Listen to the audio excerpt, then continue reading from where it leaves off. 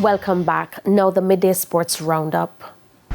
The West Indies will be a bowler short heading into the third and final one-day international against Sri Lanka on Sunday in Pallekele, as fast bowler Shamar is set to return to the Caribbean. According to a release from Cricket West Indies media officer Jerome Foster on Thursday, Joseph has withdrawn from the squad for personal reasons and will return to the Caribbean. The 25-year-old did not feature in the Windies' 2 5-wicket defeats in the first 2 ODIs, but played in all 3 T20 internationals, where the Caribbean men lost the series 2-1. In the meantime, with the Windies batsmen struggling in the first 2 ODIs, former West Indies fast bowler Jamaican Darren Powell believes the rise of T20 cricket is disrupting the longer format. Speaking on Hits 92 FM Sports Grill on Wednesday, Powell says the Windies batters have failed to adjust their approach to the different formats. Powell pointed to the approach of Sherfane Rutherford and Gudakesh Moti during their 119-run 9th-wicket partnership in the second game on Wednesday. Well, it was very good to see that Moti came in and showed some go, and the two of them gave a good partnership, 100 and odd, and it just demonstrated to the batsmen earlier that it is not 2020 game we're playing a 50-over game.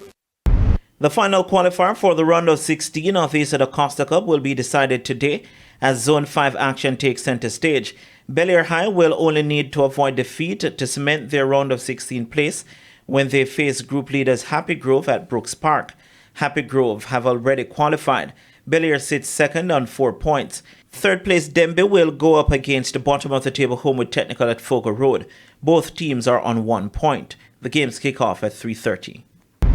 Meanwhile, in the Issa Manning Cup competition, Jonathan Grant High will be hoping to secure the second spot in Group B as the first round of the competition concludes today. Hosts, third place Jonathan Grant on 18 points, the same as second place Charlie Smith, will take on bottom of the table Gainstead, who have lost all 9 games.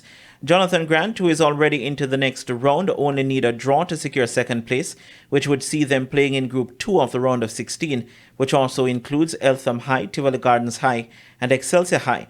The point would also see Charlie Smith ending as the next best third place team and will be placed in Group 4 alongside St. Catherine High, Jamaica College, and Calabar. Defeat for Jonathan Grant would see the teams ending as is and playing in the reverse group. In the other game today, Excelsior, who have already secured second in Group F, could rest some key players ahead of their second round match against Eltham on Saturday as they play Ascot High at Dunbeholden.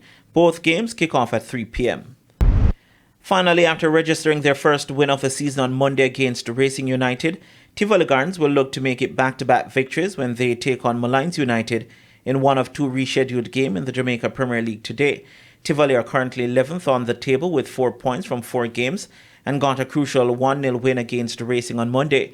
Malines are currently in the relegation zone after 1 win and 4 defeats from their 5 games. The game will be played at Stadium East. Meanwhile, at Draxall, last season's beaten finalists, Mount Pleasant, who are one of 2 unbeaten teams in the league, will host third-place Waterhouse. Both games kick off at 3 p.m. And that's it for your Midday Sports. I'm Renardo Brown. Thank you, Renardo. And that's the Midday News. I'm Shamela Pullen. Join us at 7 for Primetime News. On behalf of the news, sports, and production teams, good afternoon.